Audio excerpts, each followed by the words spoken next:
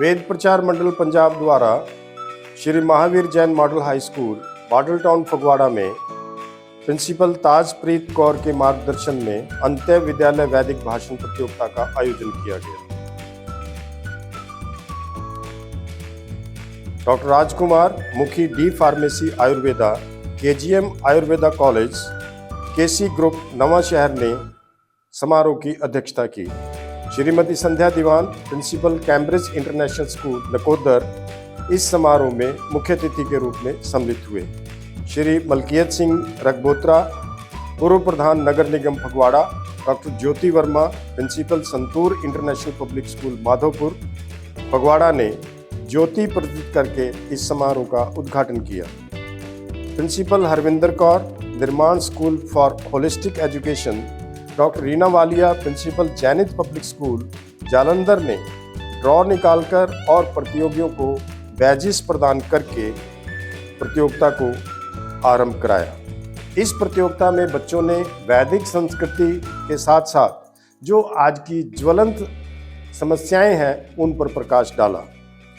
Professor Sarojini सैदा, professor सुमन और professor Parveen Kaur ने निर्णायक की भूमिका निभाई।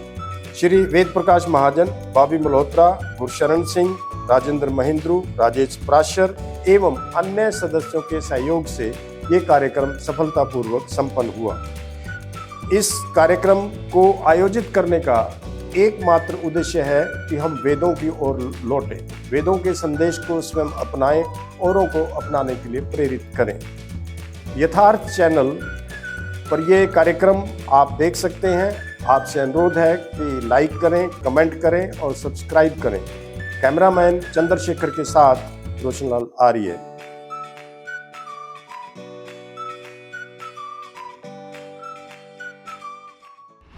यहाँ उपस्थित सभी जनों को मेरा शुभ प्रभात। आज का मेरा बोलने का विषय है सदाचार बिना जीवन अधूरा। सदाचार का अर्थ है अच्छा नैतिक व्यवहार, व्यक्तिगत आचरण और चरित्र। सदाचार जीवन को सहज, शांत, सुखद और सार्थक बनाता है। मनुष्य भी एक जंतु ही है, लेकिन यह सदाचार ही है जो उसे बाकी जंतुओं से अलग करता है। सदाचार अच्छे आचरण पर जोर देता है। सदाचारी होने के लिए चरित्र की पवित्रता का होना बहुत जरूरी होता है। अच्छे के साथ अच्छा बने, बुरे के साथ बुरा नहीं, क्योंकि हीरे को हीरे से तराशा जा सकता है, पर कीचड़ से कीचड़ साफ नहीं हो सकता।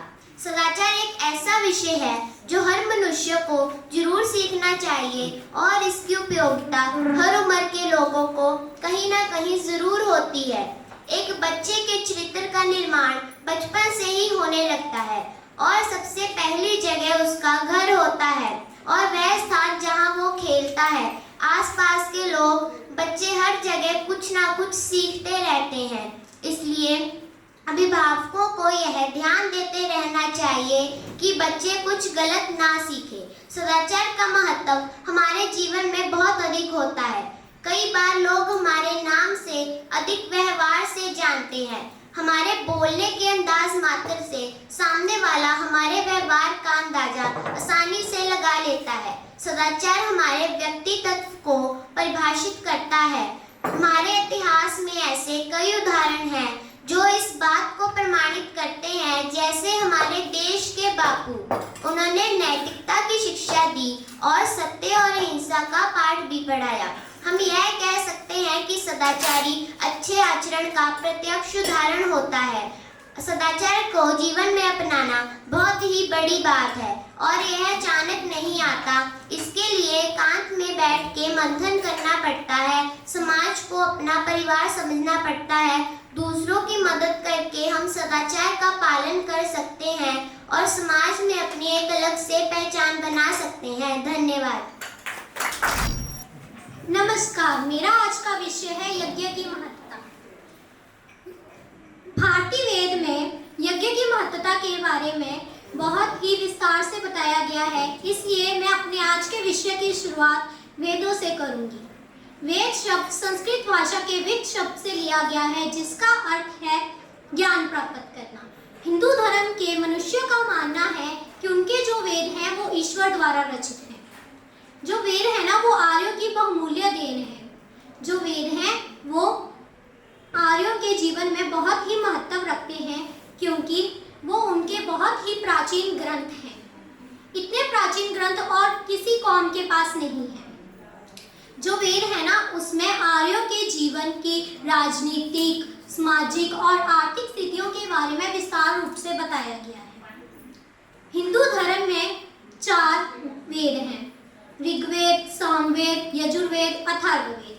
अथर्ववेद के बारे में मैं आपको विस्तार रूप से बताने जा रही हूँ। अथर्ववेद 2 शब्दों से मिलकर बना है, अथर्व और वेद। अथ का अर्थ है मंगल और कल्याण, अथर्व का अर्थ है पूजा और अग्नि, और वेद का अर्थ है ज्ञान प्राप्त करना। अथर्ववेद में बताया जाता है कि किस प्रकार जो पुजारी हैं वो मनुष्य की पूजा पाठ की सहायता से भूत प्रेत से रक्षा करते हैं। अथर्ववेद में 5839 मंत्र, 731 सूतक और 20 मंडल हैं, जिसमें 1200 मंत्र ऋग्वेद के ही हैं। अथर्ववेद में यज्ञ के बारे में भी विस्तार रूप से बताया गया है, जो कि मेरा आज का विषय है। यज्ञ को हवन भी कहा जाता है। यज्ञ एक बहुत ही पवित्र क्रिया है, जो कि हिंदू धर्म में हर शुभ कार्य करने से पहले किया जाता है। हिंदू धर्म के लोगों का मानना है कि यज्ञ करवाने से उन्हें ईश्वर का आशीर्वाद मिलता है और उनका कार्य संपन्न हो जाता है, उसमें कोई बाधा नहीं आती। यज्ञ भी 5 प्रकार के होते हैं: ऋषि यज्ञ, देव यज्ञ, पितृयज्ञ और अतिथि यज्ञ। जो ऋषि है ना, पुराने समय में वो यज्ञ किया करते थे जिससे लोगों का कल्याण हो। जो मनुष्य है वो भी यज्ञ की सहायता से मनचाहा वर प्राप्त करने के लिए ईश्वर को प्रसन्न करते थे। पितरों की शांति के लिए भी यज्ञ ही करवाए जाते थे। यज्ञ के बहुत सारे ही लाभ हैं, जैसे कि यज्ञ जो है ना, वो वातावरण को शुद्ध करने का कार्य करता है। यज्ञ के धुएं में ऐसे पदार्थ होते हैं जिससे वातावरण के कीटाणुओं का नाश हो जाता है। यज्ञ जो है ना, वो उज्जैन पर्त को उत्पन्न करता है। भारतीयों का मानना है कि यज्ञ से उन्हें ईश्वर का आशीर्वाद प्राप्त होता है और उनके कार्य में कोई बाधा नहीं आती। यज्ञ के धुएं से मनुष्य को चमड़ी के रोग नहीं होते और घर में सुख और समृद्धि आती है। धन्यवाद। आर्य समाज की स्थापना कर वेदों का प्रचार किया स्वामी दयानंद सरस्वती ने सिद्धांत जीवन में उतार दिया। इस प्रतियोगिता में उपस्थित सभी महान भावों को मेरा शत शत प्रणाम। आज मेरा विषय है स्वामी दयानंद सरस्वती। आर्य समाज के संस्थापक स्वामी दयानंद सरस्वती का जन्म उस समय हुआ जब सारे देश में घोर अंधकार फैला हुआ था। पूरे समाज में कुरीतियां थी। हमारा देश गुलामियों की बीड़ियों से जकड़ा हुआ था। इन महान युग पुरुष का जन्म 1824 में गुजरात राज्य के टंकारा गांव में हुआ। इनके बचपन का नाम मूल शंकर था। इनके पिताजी शिव के भक्त थे और संस्कृत के विद्वान थे। उन्होंने अपनी प्रारंभिक शिक्षा भी संस्कृत में प्राप्त की। 12 वर्ष की आयु में मूल शंकर ने अपने पिताजी के कहने पर उपवास रखा। उस रात उन्होंने सारी रात जागकर बिताई।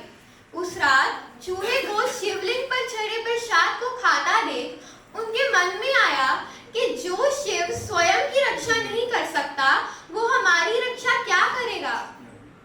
मन में जिज्ञासा उठी कि सच्चा शिव कौन है।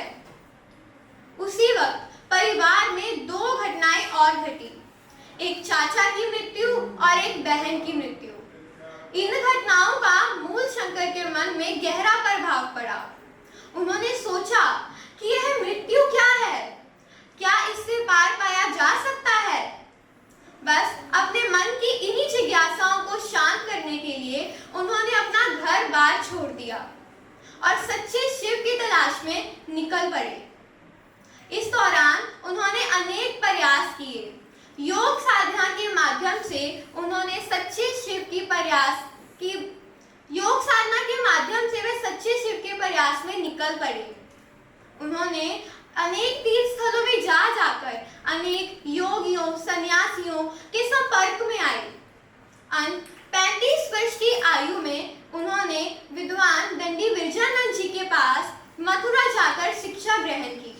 उन्होंने 3 साल तक शिक्षा ग्रहण की और जब गुरु दक्षिणा का समय आया तो स्वामी जी गुरु जी के पास कुछ लौंग लेकर पहुंचे। गुरु जी ने स्वामी जी से लौंग लेने के लिए मना कर दिया और आदेश दिया कि जाओ दयानंद, भारतवर्ष में अज्ञान फैला हुआ है, उसे दूर करो। स्वामी जी इस कार्य में जुट गए। ओमकार हुकार भर देता दिव्य ज्ञान अलौकिक सा आस्था उपासक प्रबल किया, अध्ययन किया वेदों का।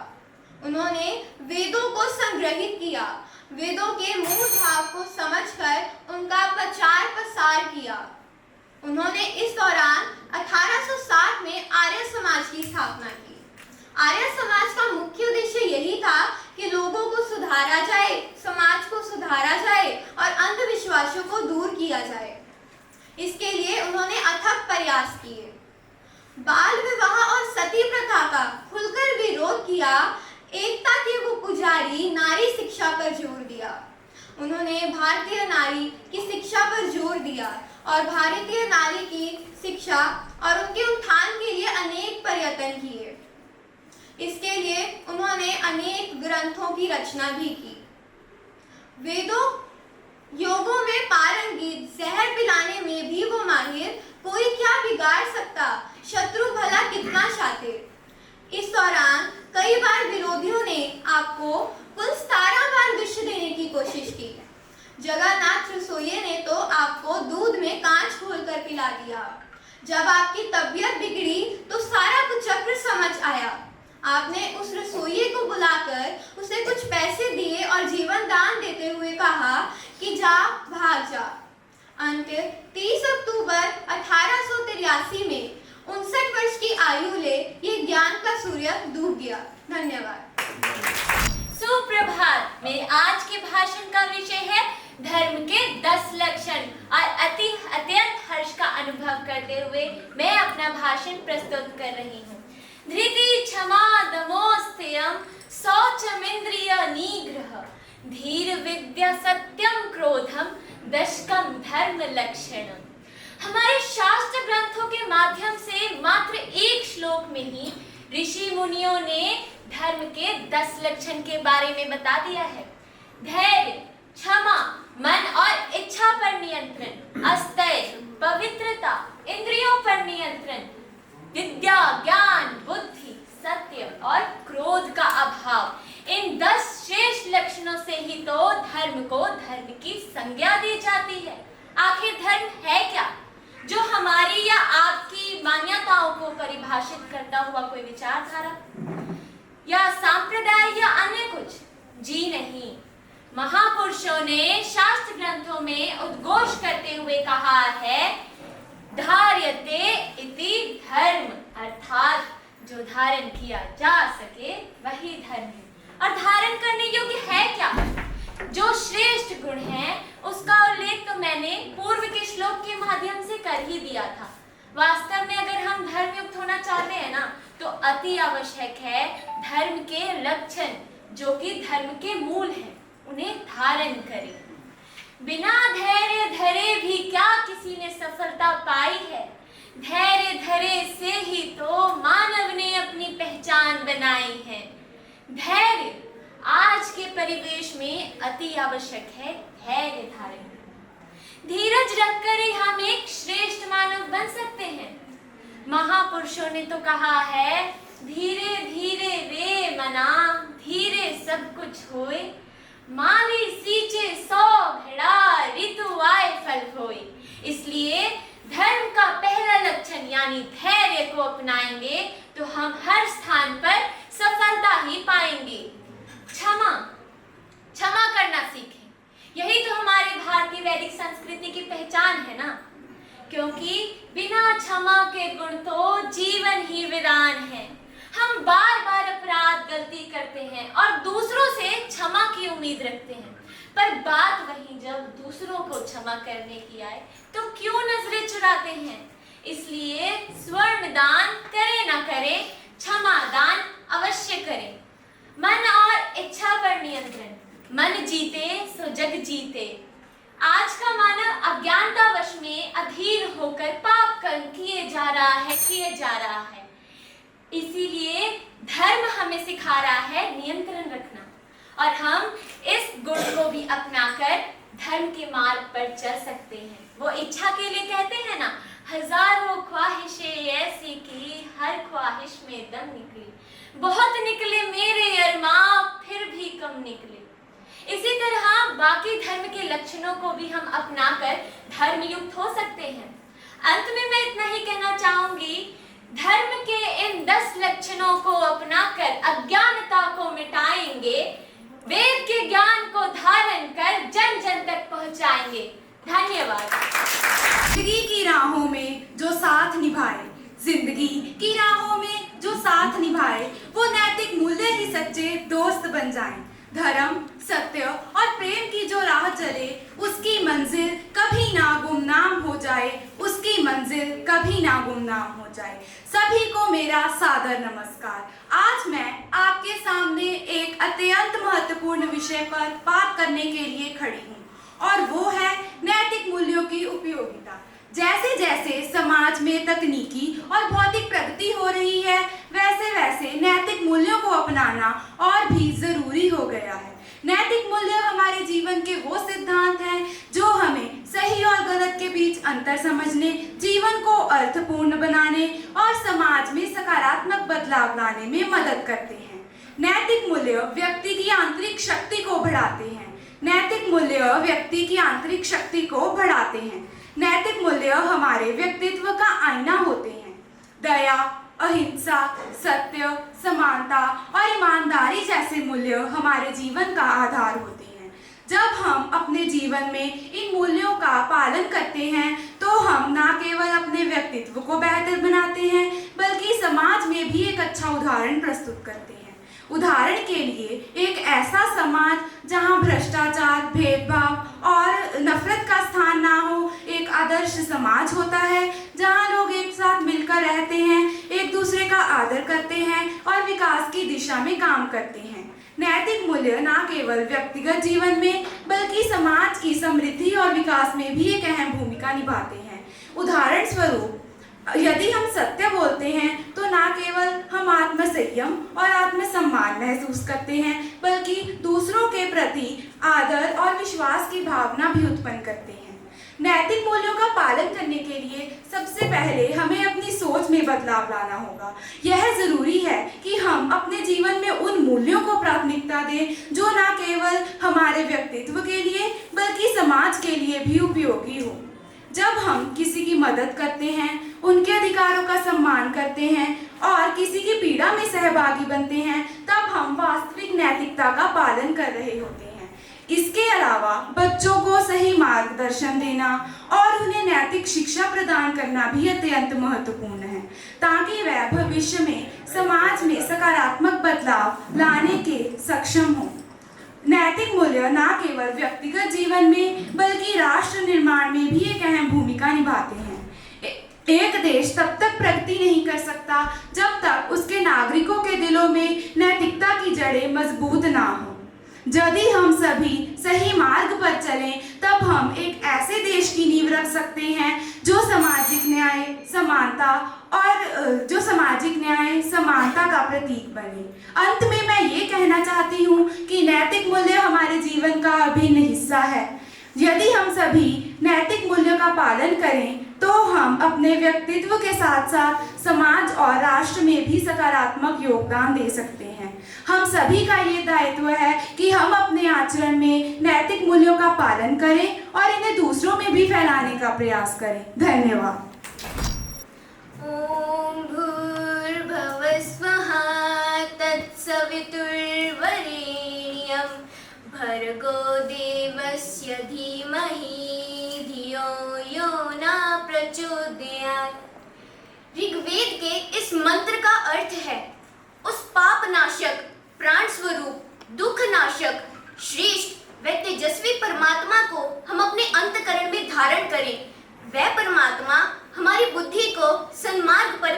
करें। आदरणीय मुख्य अतिथि जी, निर्णायक मंडल एवं उपस्थित सभी बंधुओं, आज मैं आप सभी के समक्ष एक महत्वपूर्ण विषय पर अपने विचार प्रस्तुत करने जा रही हूँ, जिसका शीर्षक है मनुष्य के सच्चे मार्गदर्शक वेद। वेद जो हमारे प्राचीन ग्रंथ हैं, न केवल धार्मिक दृष्टिकोण से महत्वपूर्ण है, बल्कि ये मनुष्य के जीवन के हर पहलू में उनका मार्गदर्शन करते हैं। वेद का अर्थ है ज्ञान, वह ज्ञान जो मनुष्य के मन के अज्ञान रूपी अंधकार को नष्ट करता है। वेदों से न केवल हमें धार्मिक अपितु गणित, विज्ञान, औषधि, प्रकृति, लगभग सभी विषयों का ज्ञान प्राप्त होता है। वेदों को भारतीय संस्कृति की रीढ़ भी माना जाता है। वेद है जीवन हमारा, वेद प्राणाधार है। वेद किसी मनुष्य या ऋषि की रचना नहीं है। वेद तो ऋषियों को ईश्वर द्वारा प्रदान की गई उन सत्य विद्याओं का ज्ञान है। इसीलिए तो वेदों को ईश्वर का निश्वास भी माना जाता है। जिस प्रकार ईश्वर अनादि व अनंत है, उसी प्रकार वेद भी अनादि और अनंत है। आर्य समाज का मुख्य नारा है कृण्वन्तो विश्वम आर्यम, अर्थात आर्य बनाते चलो। अब प्रश्न ये उठता है कि वेद आए कब? भारत के कई विद्वानों ने वेदों का समय निर्धारित करने के असफल प्रयास किए, परंतु प्राचीन ऋषि, आचार्य तथा प्राचीन विद्वानों ने वेदों को सनातन व नित्य माना है। वेद सर्वकालीन, सार्वदेशीय, सार्वभौमिक तथा सार्व उपयोगी हैं। सृष्टि के ज्ञान में परिपूर्ण होने के कारण वेद मनुष्य के लिए कल्याणकारक भी साबित हुए हैं। वेद मनुष्य के लिए एक ऐसा मार्ग बनाते हैं जिस पर चलकर वह जन्म से मृत्यु तक कोई कष्ट नहीं पा सकता। वेद किसी विशेष धर्म, देश या जाति से संबंध नहीं रखते। ये प्रत्येक मनुष्य का मार्गदर्शन करते हैं। ऋग्वेद की वेद विद्या प्राप्ति द्वारा मनुष्य जन्म की सफलता का उपदेश मिलता है। यजुर्वेद हमें आदेश देता है कि मनुष्य को निष्काम कर्म करने चाहिए, ताजो वह अपने जीवन के 100 वर्ष सुखी व्यतीत कर सके। सामवेद के मंत्रों में रक्षा की कामना की गई है तथा अथर्ववेद विज्ञान पर आधारित है। स्वामी दयानंद जी का मुख्य नारा है वेदों की ओर लौटो। वेदों में समता व समानता निहित है। वेदों का आचरण करने से हीनता की भावना दूर होती है। अंत में यही कहूंगी कि वेदवाणी कल्याणी है। वेद सच्ची विद्याओं का सार है। जीवन के विकास हेतु मिटा दो भौतिकता की होड़। जीवन के विकास हेतु मिटा दो भौतिकता की होड़। वास्तविक जीवन में प्रशस्त मार्ग पर चलो, वेदों की ओर चलो, वेदों की ओर। धन्यवाद। आदरणीय निर्णायक मंडल, श्रोतागण और प्रिय साथियों, आप सभी को मेरी ओर से सुप्रभात। जैसे कि हम जानते हैं कि समाज में धार्मिक, सामाजिक और राजनीतिक विषयों पर अपनी बात कहने के लिए जिन्होंने सत्यार्थ प्रकाश नामक एक कालजयी ग्रंथ की रचना की, जो आज भी कईयों को जीवन दर्शन प्राप्त करवाती है। जी हाँ, हम बात कर रहे हैं महर्षि दयानंद सरस्वती की। और आज जन जागृति के नायक महर्षि दयानंद सरस्वती पर अपने विचार प्रस्तुत करने की आज्ञा चाहते हैं। कृण्वन्तो विश्वमार्यम, जिसका अर्थ है विश्व में आर्य बनाते चलो। आर्य का अर्थ है श्रेष्ठ बनाना। भारत के महान ऋषि मुनियों की परंपरा में जिन्होंने इस देश में जागृति और उन्नति के लिए अनेक कार्य किए, उनमें महर्षि दयानंद सरस्वती जी का नाम विशेष रूप से उल्लेखनीय है। जिस समय भारत में लोगों के दिलों और दिमाग में अनेक प्रकार के कुरीतियां फैल चुकी थी और एक जगह जहां समाज धर्म, ऊंच नीच और जात पात के नाम पर अनेक कुरीतियों एवं खोखली परंपराओं से शोषित था, उस समय एक और विदेशी शासकों द्वारा समाज में कई कुरीतियां चल रही थी और समाज का शोषण भी चल रहा था। ऐसे विषम और विकट परिस्थितियों में स्वामी दयानंद सरस्वती जैसे महान आर्य समाज के संस्थापक का जन्म हुआ। स्वामी दयानंद सरस्वती जी 19वीं सदी के एक ऐसे महान समाज सुधारक, दार्शनिक और धार्मिक नेता थे जिन्होंने भारतवर्ष में भ्रमण कर वेद वेदांतों के ज्ञान का प्रसार करने के साथ साथ लोगों में वेदों की और जड़ों का नारा भी दिया। उन्होंने शास्त्रार्थ कर न केवल धार्मिक कुरीतियों को खत्म करने पर बल दिया, बल्कि देश में ज्ञान की अलख जगाई। वे भारतीय पुनर्जागरण के अग्रणी नायकों में से एक थे। महर्षि दयानंद सरस्वती जी नारी सशक्तिकरण के प्रबल पक्षधर थे। एक और जहां शास्त्रों में नारी को पूज्य बताया गया था, वहीं दूसरी ओर नारी की स्थिति पांव की जूती के समान थी।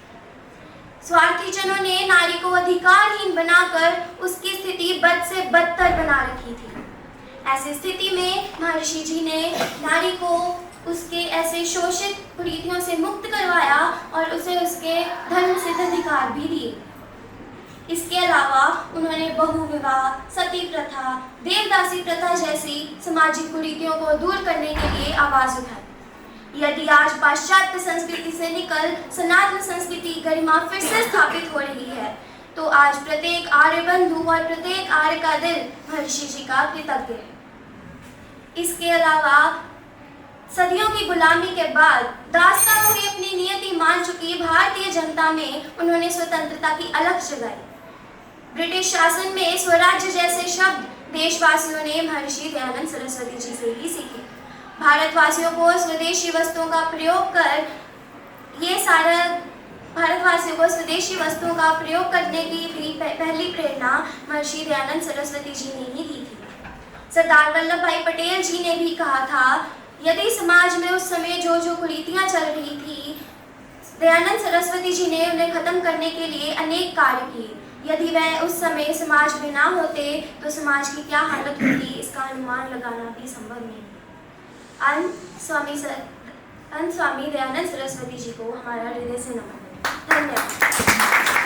ओम योगेन चित्तस्य वदेन वाचा मलं शरीरस्य च वैद्यकेन योपाकरोत्तं प्रवरं मुनीनां पतञ्जलिं प्राञ्जलिरानतोऽस्मि।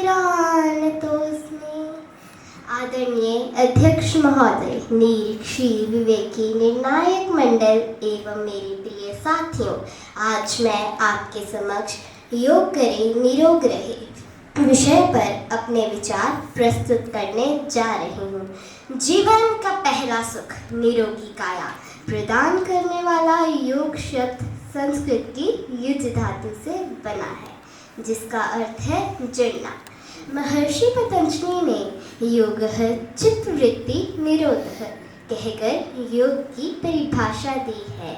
योग एक भारतीय विरासत है जो वैदिक काल से लेकर आधुनिक काल तक निरंतर चली आ रही है। योग के अनेक प्रकार है तथा राजयोग, हठ योग, अष्टांग भक्ति योग, कर्म योग इत्यादि। योग साधक को उसके अंतिम लक्ष्य मोक्ष तक पहुंचाता है तथा इस ब्रह्मास्त्र के द्वारा हम आने वाली पीढ़ियों को भी निरोगी बना सकते हैं। भगवान श्री कृष्ण ने भगवत गीता में अर्जुन को उपदेश देते हुए कहा है कि हे पार्थ, योग है सबके हितार्थ, करे यह सबको कृतार्थ, ऊर्जित कर सब शक्तियाँ, बना दे हमें निस्वार्थ। यदि हम सब योग करेंगे तो जीवन भर निरोग रहेंगे, जीवन सुख का भोग करेंगे। अब से हम सब योग करेंगे, तभी सच्चे अर्थों में मेरा भारत महान होगा और हम सब मिलकर गा सकेंगे, मिले सुर मेरा तुम्हारा तो सुर बने हमारा।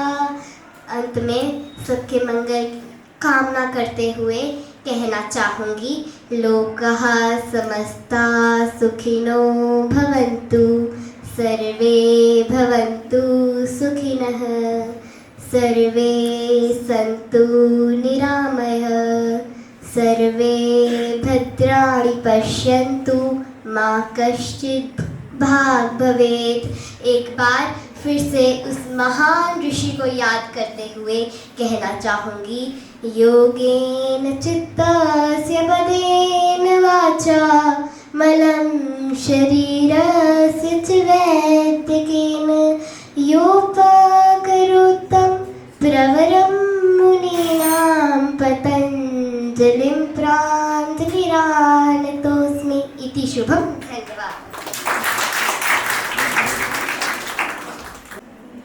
आदरणीय निर्णायकगण, सभागार में बैठे मेरे सभ्य समाज के सभ्य श्रोताओं, कहते हैं जैसा खाओगे अन्न वैसा बनेगा मन, जैसे होंगे विचार वैसे बनेंगे संस्कार। इस तरह संस्कारों का संबंध सीधा हमारे विचारों और हमारे आचरण से हुआ। संस्कार एक ऐसा शब्द जिसके अभाव में सुखद और आनंदमय जीवन की कल्पना ही निराधार है, क्योंकि संस्कार ही मानव जीवन के वे अलंकार हैं जिनके आ जाने से दानव भी मानव और मानव तो माधव बन सकता है। इसी महत्व के कारण ही तो हमारे यहाँ शिशु के माँ के गर्भ में आ जाते ही संस्कारों का पालन और प्रक्रिया आरंभ हो जाती थी। साथियों, स्मरण रहे कि इन्हीं संस्कारों से परिपूर्ण जीवन शैली के बल पर ही भारत विश्व सिरमौर बना, क्योंकि सभ्यता का सूर्य सर्वप्रथम भारत भूमि पर ही उदय हुआ और इसके अमूल्य संस्कारों के मुरीद हुए विश्व ने इसे विश्व शिरोमणि कहते हुए विश्व गुरु के सिंहासन पर आरूढ़ किया। हमारा इतिहास तो संस्कारों के महत्व का साक्षात प्रमाण है, जिसके अंतर्गत नदियों को माता कहकर पुकारा गया, वृक्षों की पूजा की गई। क्या विश्व इतिहास में अन्यत्र ऐसा कोई उदाहरण मिलता है जिसमें पवन को गुरु, पानी को पिता और धरती को माता सा सर्वोच्च और गरिमामय पद प्रदान किया गया हो? तभी तो यूनान, मिस्र, रोमा सब मिट गए जहां से, कुछ बात है कि हस्ती मिटती नहीं हमारी। ऋणी हैं हम उन संस्कारों के जिन्होंने दशरथ नंदन राम को भगवान श्री राम बना दिया। संस्कारों का चमत्कार दृष्टिगोचर होता है बालक शिवा में, जिन्होंने उसे माता जीजाबाई के द्वारा छत्रपति सम्राट शिवाजी बना दिया। इतिहास साक्षी है कि ये गुरु गोविंद सिंह और माता गुजरी जी के दिए हुए संस्कार ही थे जिन्होंने 7 और 9 वर्षीय बालकों में जिंदा दीवारों में चुने जाने का साहस प्रदान किया। और माँ कस्तूरबा प्रदत्त संस्कारों के महत्व को भला कैसे भूल जाए, जिनके आधार पर मोहनदास करमचंद सा साधारण सा बालक महात्मा गांधी तक की यात्रा कर गया। यह हमारा स्वर्णिम अतीत था जिसमें हमारे संस्कार प्रधान रूप में विद्यमान रहे, किंतु युग बदला, विचार बदले और दृष्टिकोण बदल गया। हम पर भी पश्चिमी सभ्यता का जादू सिर चढ़कर बोलने लगा। संस्कार विहीन समाज का वर्चस्व बढ़ा। खेद है कि इन सब नकारात्मक परिवर्तनों में सबसे अधिक प्रभावित हुआ हमारे देश की रीढ़ की हड्डी हमारा युवा। उसके शुचि संस्कारों का स्थान अभद्रता, उद्दंडता और अनुशासनहीनता ने ले लिया। मंदिर तुल्य घरों में अश्लीलता का तांडव होने लगा। मेरा देश तो ऐसा नहीं था, फिर नैतिकता का इतना पतन क्यों? इसके पीछे 2 मूल कारण दृष्टिगोचर होते हैं, जिनमें प्रधान है हमारी संतानों का विधिवत पालन न होना। भला 2 वर्षीय अबोध बालक जिसने अपना पूर्ण समर्पण और सर्वस्व अपनी माँ की गोद को ही समझ रखा है, सहसा उसे क्रच की मशीन जैसी ममताहीन महिला और मात्र वेतन पाने के लिए 8 घंटे शिशु पर दृष्टि रखने वाले एक नौकर को सौंप दिया जाता है। कौन से संस्कार दे सकता है ये नौकर? यही कारण है कि मातृदेवो भव और पितृदेवो भव का संस्कार विश्व भर को सिखाने वाले भारत में आज विश्व के सबसे अधिक वृद्धाश्रम पाए जाते हैं। क्यों? क्योंकि बच्चे ने वही लौटाया जो हमने उसे दिया। बात करें शिक्षा जगत की, तो कभी समय था जब शिक्षक और शिक्षा बाल विकास किया करते थे। पाठ्यक्रम में सच्चाई, वीरता, त्याग, देश प्रेम, प्रकृति प्रेम और परोपकार के संस्कारों की बहुतायत थी और वसुधैव कुटुंबकम हमारा मूल मंत्र था। किंतु आज की दोषपूर्ण शिक्षा प्रणाली सुशिक्षित नहीं करती, मात्र आजीविका का साधन बन के रह गई है। आज ना तो शिक्षक द्रोण बन पाए हैं, ना शिष्य अर्जुन। हम क्या थे, क्या हो गए और क्या होंगे अभी, आओ विचारे मिलकर समस्याएं सभी, क्योंकि अब ना संभलेंगे अभी तो फिर ना संभलेंगे कभी। साथियों, हमें लौटना होगा, हमें वापसी करनी होगी अपने उसी उज्जवल अतीत में जो हमें माता पिता और बड़ों के सम्मान की सीख देता है, जिसमें समाज के प्रति परोपकार की भावना निहित है, क्योंकि संस्कार ही वे बीज हैं जो हमें सच्चा मानव बनाते हैं। तो चलो इन्हीं चिरस्थायी संस्कारों को धारण करते हुए अपना और अपने देश का कल्याण करें। धन्यवाद।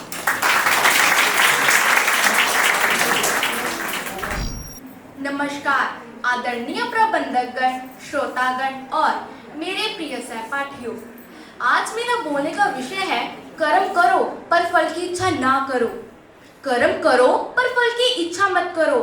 फल की इच्छा करोगे तो जीवन होगा बेकार। यही है जीवन का सिद्धांत। क्या आप लोग जानते हैं कि कर्म का अर्थ क्या है? क्या है कर्म का अर्थ? श्रीमद् भगवद गीता में भगवान श्री कृष्ण जी के अनुसार कर्म ही पूजा है। एक कहावत है जो हमारे जीवन में काम के महत्व और मूल्यों को दर्शाती है। इस कहावत में एक ईमानदार तरीके से किए गए काम को पूजा के समान बताया गया है, क्योंकि यह हमारा ईमानदारी से किया काम है जो हमारी सभी जरूरतों को पूरा करती हैं और हमें सफलता की ऊंचाइयों पर ले जाती हैं। कर्म के बारे में विचार गीता में स्वयं श्री कृष्ण जी ने कर्म की महानता का बखान किया है कि यदि हर व्यक्ति अपने अपने कर्म को पूरी निष्ठा और ईमानदारी से करता है तो वह किसी भी पूजा से बढ़कर है। जैसे शिक्षक, किसान, चिकित्सक, कलाकार आदि अपने अपने कर्तव्यों का निर्वहन ईमानदारी से करते हैं तो उनके द्वारा किया गया कर्म ही पूजा कहलाता है। कर्म के प्रकार हिंदू धर्म में कर्म 4 प्रकार के होते हैं, जैसे प्रारब्ध, संचित, क्रियमाण और आगामी। गीता के अनुसार कर्म 3 प्रकार के होते हैं। वैसे कर्म 2 प्रकार के होते हैं, स्वयं के लिए और जीवन यापन के लिए। ब्राह्मणों के अनुसार कर्म 6 प्रकार के होते हैं, जैसे यजन, याजन, अध्ययन, अध्यापन, दान लेना और दान देना। अपना काम करते रहें लेकिन बदले में फल मिलने की उम्मीद ना करें। कर्म करने का कारण फल नहीं होना चाहिए, लेकिन इसी कारण कर्म करना कहीं नजरअंदाज ना हो जाए। परंतु इसका उपाय इच्छा त्याग है। इच्छाओं को त्यागना कठिन तो है, उन्हें केवल ज्ञान के द्वारा ही जड़ से मिटाया जा सकता है। यदि तुम विचारों की गहराई में डूबे और थोड़ी देर के लिए गंभीरता पूर्वक विचार करो तो तुम्हें इच्छाओं का खोखलापन मालूम हो जाएगा। सोचो कि इतने वर्षों में तुम्हें कितना सुख मिला और कितना दुख। जीवन में तुमने जो भोग किया वह आज शून्य के समान है और जीवन में तुम्हें जो कष्ट मिला वह भी शून्य के बराबर है। वास्तव में वह दोनों भ्रम थे। सुखी होने का तुम्हें अधिकार अवश्य है, लेकिन तो भी तुम स्वयं वस्तुओं की इच्छा करके अपने लिए दुख पैदा करते हो। इच्छा सदैव अशांति का कारण होती है। जिस वस्तु को पाने की तुमने इच्छा की, यदि वह तुम्हें ना मिली तो तुम दुखी होते हो। यदि वह तुम्हें मिल जाए तो तुम उसे और भी अधिक परिणाम में चाहते हो और इसी कारण दुखी होते हो। इसीलिए तुम अपने आप से यह कहो कि मुझे कुछ भी ना चाहिए। इससे तुम सुखी हो जाओगे और इच्छाओं की सार्थक की अनुभूति तुम्हें अंत में ज्ञान प्रदान करेगी। आज से और अभी से मैं ये प्रतिज्ञा करती हूँ और आप सभी मेरे साथ ये प्रतिज्ञा कीजिए कि हम कर्म तो करेंगे परंतु फल मिलने की उम्मीद नहीं करेंगे। इच्छाओं को त्यागना कठिन तो है, उन्हें केवल अभ्यास और वैराग्य से ही काबू में किया जा सकता है। इसीलिए श्रीमद् भगवद गीता के 2 अध्याय के 47वें श्लोक में श्री कृष्ण जी ने ये स्वयं कहा है कि कर्मण्येवाधिकारस्ते मा फलेषु कदाचन मा कर्म फल हेतुर्भुर् मा ते संगोस्व कर्मणि। जय हिंद, जय Bharat. Good morning to one and all present here. My today's topic is importance of Yam, Niyamas and life. The Yam and Niyama are the ethical guidelines. The Yam and Niyama are the first 2 limbs of Ashtanga Yoga. The Yam are the social discipline, the things which we have to follow in society, and Niyama are the individual discipline. The 5 Yam and Niyam, the foundation of spiritual life on which the structure of Samadhi were built. It is about the development of positive traits which convert people's negative nature into positive nature.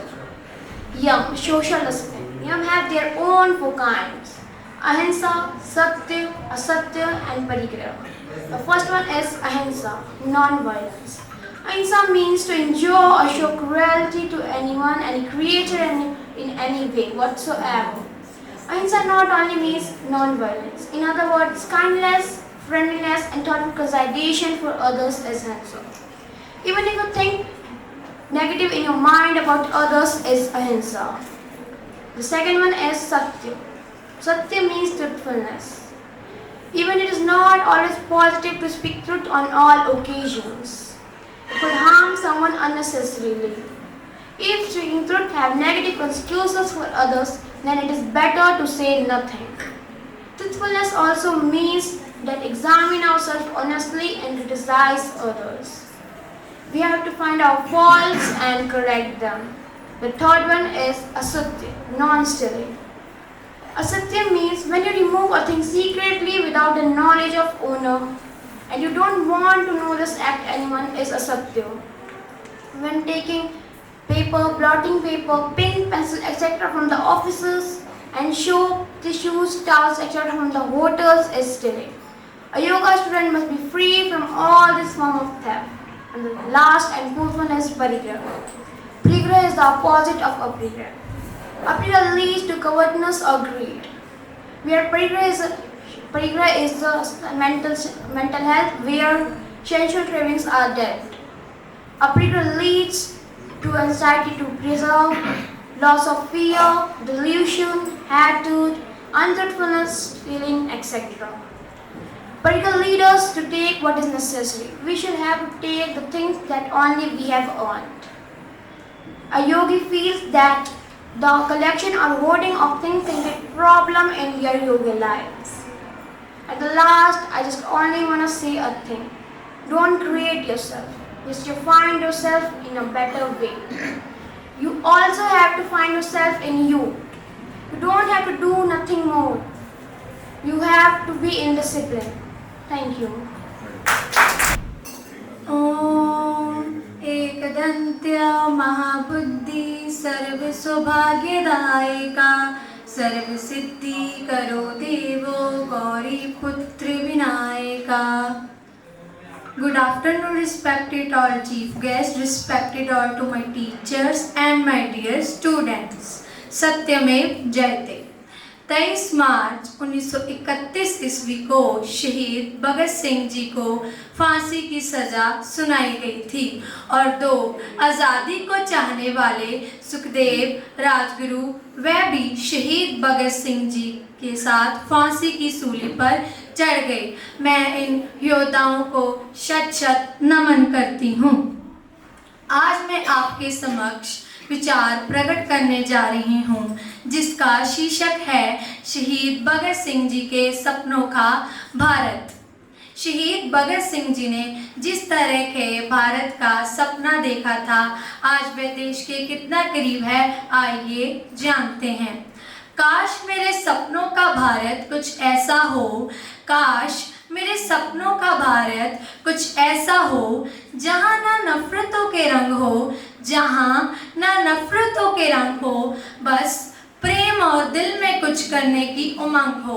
काश मेरे सपनों का भारत कुछ ऐसा हो, काश मेरे सपनों का भारत कुछ ऐसा हो, काश मेरे सपनों का भारत कुछ ऐसा हो जहाँ जाएं सब संग संग हों, जहाँ जाएं सब संग संग हों, सब पर मोहब्बतों के रंग हों, सब पर मोहब्बतों के रंग हों, जहाँ सब कुछ पैसा ना हो, जहाँ सब कुछ पैसा ना हो.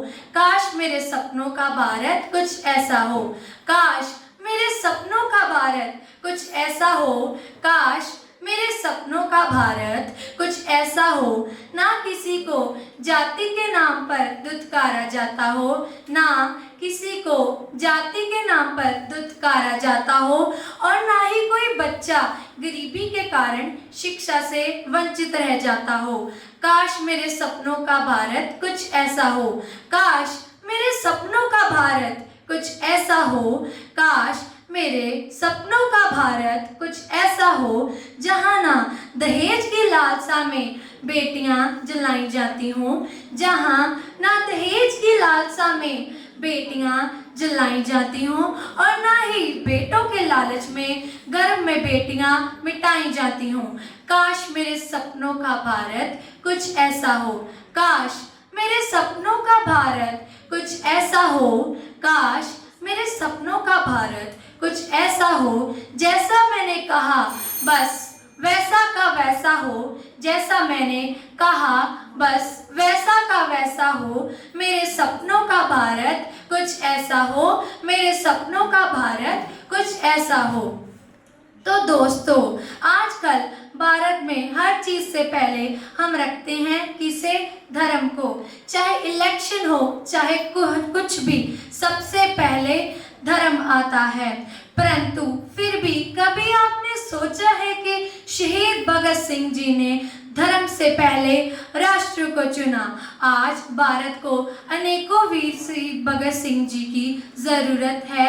धन्यवाद। जय हिंद। तेरा ऐसी गणना तो छोटे दिल वालों में होती है, विशाल हृदय के लिए तो पूरी धरती ही कुटुंब है। नमस्कार। वर्तमान समय में मनुष्य की पहचान या यूं कह लो मेरा नाम या मेरा परिचय सर्वसाधारण विदित है। ईमानदारी, प्रेम, भाईचारा, धैर्य, क्षमा, कर्तव्य, लज्जा, किसी भी नाम से पुकार लें। वर्तमान समय में मूल्य ही कहाँ है नाम सार्थकता के। बच्चे का नाम धर्मराज रख लेने से क्या वह धर्म नहीं करेगा? कहाँ लिखा है? विदु रखेंगे तो क्या वह विद्वान बनेगा? सुशीला रखेंगे तो कन्या सुशील होगी, ससुराल पक्ष में जाकर धैर्यशील रहेगी। कौन साक्षी है? कहाँ है वह दिशा निर्देश जिन्हें धर्म मान्यता देता है? वे जिसका उल्लेख करते हैं, धर्म जिसका पक्ष देता है। क्या क्या सुना नहीं? शायद पुस्तकों में ही सिमट कर रह गई है इसकी यथा इसके अर्थ। आजकल तो हालात ऐसे हैं, उसका पुत्र मेरे पुत्र से अधिक कम कैसे ले सकता है? ईर्ष्या की भावना, किसी को पीछे छोड़ देने की भावना, भाई भाई में अलगाव, धन संपत्ति का लालच, कम समय में उन्नति का शिखर छू देने की इच्छा, तत्परता, सत्ता, पदवी आदि ये सब ने मेरा परिचय सिद्ध कर दिया है। मैं तो केवल दैहिक रूप से मानव मात्र शेख हूँ। 206 हड्डियों का 5 लीटर खून से अस्तित्व मज्जा, मांस के युक्त सांस लेती चलती फिरती एक जिंदा लाश, जिसमें ना क्षमा, ना धैर्य, ना न्याय, ना परोपकार, ना त्याग, ना अहिंसा, ना दया। ये सब गुण तो वेदों की आत्मा कहे जाते थे। आर्य समाज के नियमों में स्वामी दयानंद जी ने स्वयं कहा है, वेद सब सत्य विदाओं की पुस्तक है। वेदों का पढ़ना, पढ़ाना, सुनना, सुनाना सभी आर्यों का परम धर्म है। वेद कहते हैं जब इंसान धर्म की राह पर चलता है तो धर्म ही इसकी रक्षा करता है। अब देखा जाए तो बाहरी शत्रु से बचना तो सरल है, परंतु जो भीतर का शत्रु है वो अधिक भयंकर है। काम, क्रोध, लोभ, मोह, ईर्ष्या, होड़, अधिक प्राप्त कर लेने की इच्छा गलत मार्ग तक ले जा रही है। बड़ी बड़ी बातें, बड़े बड़े मंच, बड़े बड़े लोग, बड़े बड़े धर्म कार्यों का क्या प्रयोजन जब इंसान सच्चे अर्थों में इंसान ही नहीं है, उसे इंसान बनाने वाली मौलिकताएं ही नहीं है। अब देखा जाए तो इंसान होड़ के चलते उस राह पर चल पड़ा है जिसकी मंजिल तो है ही नहीं, केवल अंधेरा कुआं है। वो प्रकृति के साथ छेड़छाड़ कर रहा है, संपदाएं जो उसे प्रकृति ने प्रदान की है उनका दुरुपयोग कर रहा है, उन्हें नष्ट कर रहा है, अनुचित मार्ग पर चल रहा है। वो प्रकृति के साथ छेड़छाड़ कर गलत मार्ग पर चल रहा है। ये अब केवल एक चिंता का विषय ही नहीं बल्कि एक गंभीर बीमारी बन चुकी है जो लाइलाज है। धोखा करना, झूठ बोलना आज के मनुष्य की जीवन शैली बन चुकी है। आवश्यकता है हमें दिशा निर्देश की। धर्म, कोई भी धर्म अनुचित करना नहीं सिखाता। हर धर्म नैतिकता, मौलिकता की शिक्षा ही देता है। अंतर नजरिए में है, सोच में है, पालन पोषण में है, कर्तव्य में है। दिशा निर्देश की आवश्यकता है जिसे हम अपने अहंकार के नीचे दबाए बैठे हैं। क्योंकि कहते हैं ना, क्या देखते हो दुनिया में जब सब कुछ तेरे अंदर है, क्यों देखते हो औरों में जब मन ही तेरा दर्पण है, जब मन ही तेरा दर्पण है। तो आइए हाथ से हाथ मिलाइए, कदम से कदम मिलाइए और मौलिकता की राह चुनी है। धन्यवाद। अथाह गहराई में उतरकर ही हम जीवन के खजाने को पुनः प्राप्त कर सकते हैं। जहां हम ठोकर खाते हैं वहीं हमारा खजाना छिपा होता है। नमस्कार माननीय निर्णायक मंडल और मेरे प्यारे साथियों, मैं Prableen Kaur, Cambridge International school की छात्रा, आज आप सभी के सामने एक अत्यंत महत्वपूर्ण विषय प्रस्तुत करने जा रही हूँ, जो है संयमित जीवन, सुखी जीवन। संयमित अर्थात नियंत्रण, व्यवस्थित। जिस प्रकार उत्तम स्वास्थ्य का रहस्य संतुलित और सात्विक भोजन होता है, उसी प्रकार सुखी जीवन का रहस्य भी संतुलित और संयमित व्यवहार होता है। जैसे कि महात्मा गांधी जी ने कहा था कि संयम वह आभूषण है जो हमें जीवन के सच्चे सुख की ओर ले जाता है। यह कथन हमें ये सिखाता है कि संयम जीवन की वो कुंजी है जो हमारे हर कदम को संतुलित और सार्थक बनाती है। हम सब जानते हैं कि आधुनिक युग में जीवन की रफ्तार कितनी तेज हो गई है। लोग दौड़ भाग में इतने व्यस्त हैं कि वो अपने जीवन में संतुलन खोते ही जा रहे हैं। परंतु क्या आपने कभी सोचा है कि असली सुख क्या है? शायद नहीं। असली सुख तो वही है जो हमें भीतर से संतुष्टि और शांति प्रदान करे, और यह तभी संभव है जब हम संयमित जीवन जीने का पालन करेंगे। विचारों में संयम एक महत्वपूर्ण पहलू है। हमारे विचार ही हमारे जीवन की दिशा निर्धारित करते हैं। संयमित विचार हमें मानसिक शांति की ओर ले जाते हैं। संतुलित और सकारात्मक विचारों वाला व्यक्ति जीवन की हर कठिनाई का सामना करने के योग्य होता है। जैसे कि भगवद गीता में भी लिखा गया है, मनुष्य के जीवन में संयम ही सच्चा बल है। यह कथन हमें यह सिखाता है कि संयमित विचारों वाला व्यक्ति जीवन की हर कठिनाई का सामना करने के योग्य होता है और हर कठिनाई के समय धैर्य बनाए रखता है। संतुलित जीवन और संयम एक दूसरे पर आश्रित होते हैं। जैसे कि समय के प्रबंधन को ही ले लो। समय का सदुपयोग करना संयमित जीवन का अभिन्न हिस्सा है। आजकल लोग तकनीक में इतने उलझे हुए हैं कि वो अपने जीवन के अनमोल पलों का दुरुपयोग कर रहे हैं। डिजिटल संयम भी आधुनिक युग में अत्यधिक महत्वपूर्ण हो गया है। तकनीक का सदुपयोग करना और अनावश्यक डिजिटल गतिविधियों से बचना भी हमें मानसिक शांति की ओर ले जाता है। समय ही धन है। यह कथन हमें यह सिखाता है कि जो व्यक्ति समय का सदुपयोग करता है वो जीवन के हर एक क्षेत्र में सफलता प्राप्त कर सकता है। अंत में मैं आप सभी को यही याद दिलाना चाहूंगी कि संयमित जीवन केवल बाहरी गतिविधियों तक सीमित नहीं है, बल्कि यह हमारे आंतरिक जीवन को भी संतुष्टि प्रदान करता है। इसलिए हमें संयमित जीवन जीने का पालन करना चाहिए ताकि हम जीवन में बेहतर बन सकें और एक संतुलित, सुखी और सफल जीवन जी सकें। धन्यवाद।